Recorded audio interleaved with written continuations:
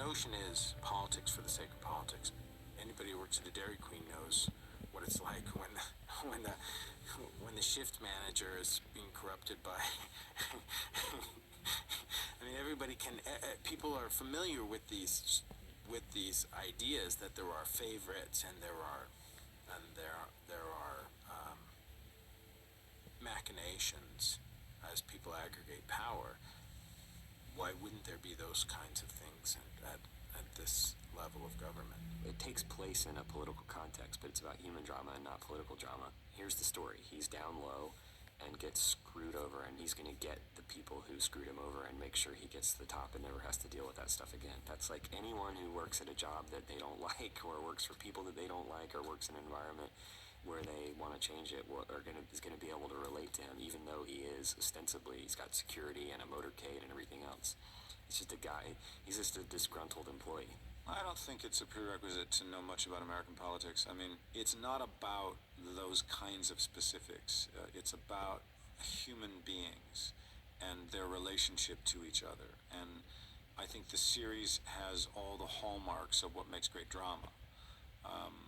Because it is about power, it is about friendship, it is about trust, it is about politics, it is about all the, betrayal, all the things that create great drama.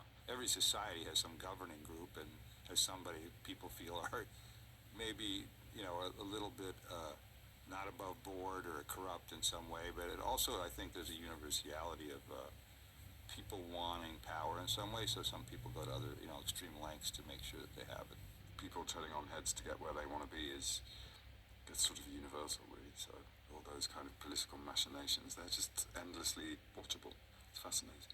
I thought it was kind of hilarious in its black humor of people doing really venal things, but the truth of it, exposed, kind of brings a smile of recognition of who we are as savage, competitive, scheming humans. There is an element of truth. There is something very truthful about the ruthlessness of it that I, just in my gut, feel, is authentic. Everyone's starting to pay attention to what's going on in Washington on one level or another, and so we're also interested in shows about Washington, and we're hungry for the subject. I don't think you need to care about politics at all to like this show.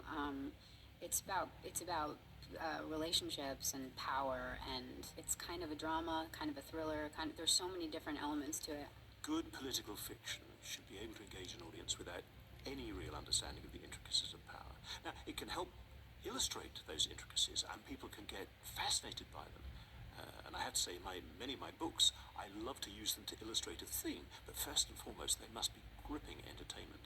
And the great thing about politics is that you have an arena where you have all emotions, you have ambition, you have high principle, you have deep, dark despair, you have skullduggery of the first order. You have everything in there in a way that it's very difficult in other areas to recreate and make credible. So my frustration with political drama is that there isn't more of it, because it is the most wonderful setting to illustrate all those enduring human themes that drama is about.